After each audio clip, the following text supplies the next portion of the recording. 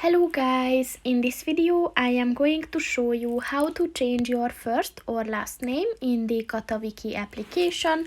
But first I just want to mention, don't forget to subscribe to my channel, because at 10,000 subscribers I am going to show you my whole YouTube revenue statistics and growth strategy, as well as how to make money online. Let's jump into it. First of all, open the application on your phone. And then click on the profile button at the bottom of the page on the right. And then if you scroll down at the account section, click on the account settings button.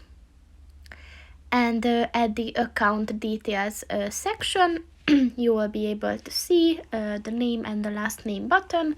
So for example, if you click on the name button, then with the keyboard you can just modify it anytime, and you can do the same with the last name as well.